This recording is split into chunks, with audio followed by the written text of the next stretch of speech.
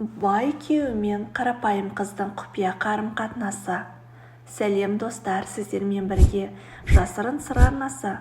Каналыма тіркеліп қоңырау белгісін басуды ұмытпаңыздар.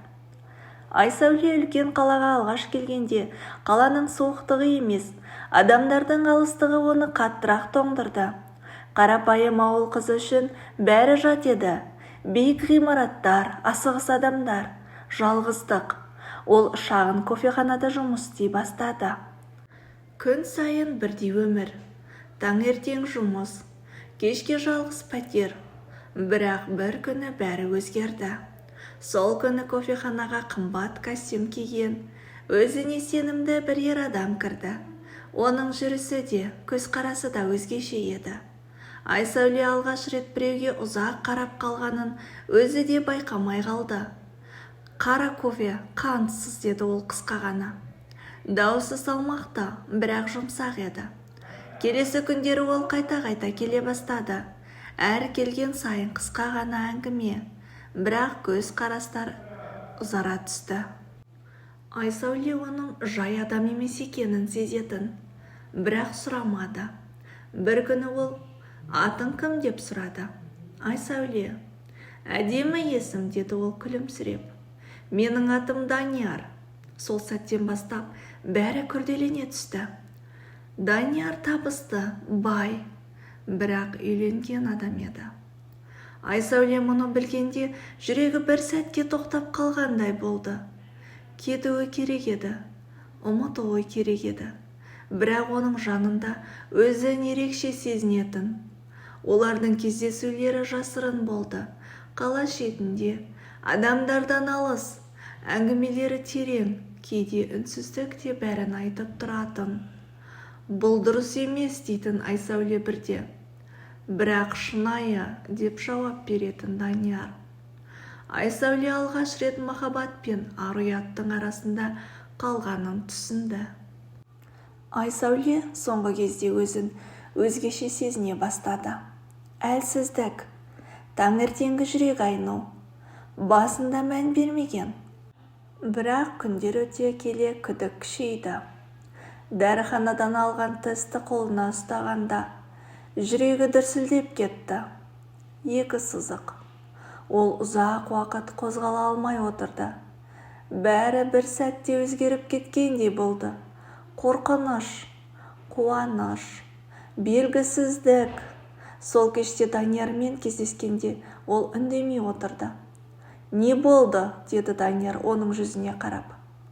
Айсәуле баяу ғана тесті оның алдына қойды. Даниярдың жүзі бірден өзгерді.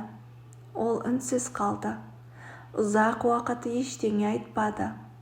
«Сен сенімдісің бе?» деді ақырын сыбырлап. Айсәуленің көзіне жас толды.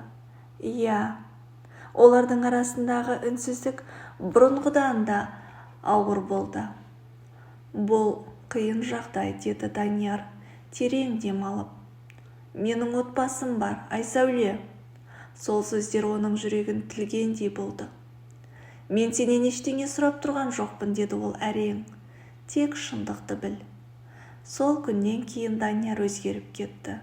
Қоңыраулары сиреді, кездесулер азайды. Айсәуле жалғыз қалды. Бірақ ең ауыр соққы әлі алда еді. Бір күні кофеханаға бейтаныс, бірақ өзіне сенімді бір әйел кірді. Қымбат киім, суық көз қарас. «Сен Айсәулесің бе?» деді ол тіке қарап. «Иә, мен Даниярдың әйелімін». Айсәуленің бойы мұздап кеткендей болды. Әйел жай ғана күліп қойды, бірақ ол күлкіде жылу жоқ еді.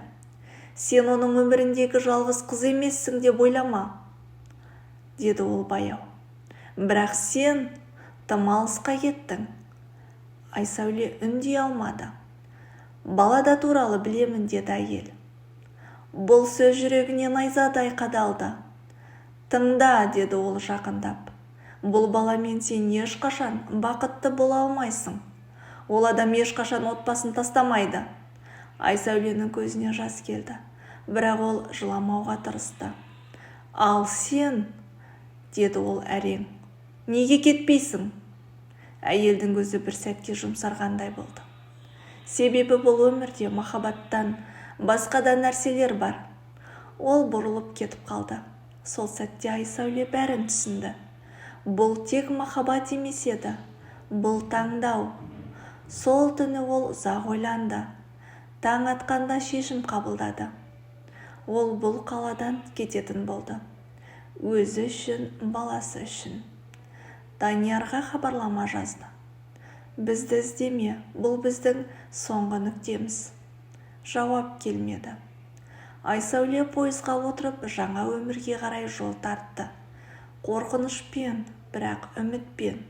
Өйткені оның ішінде енді жалғыз жүрек емес, тағы бір кішкентай өмір соғып тұр еді.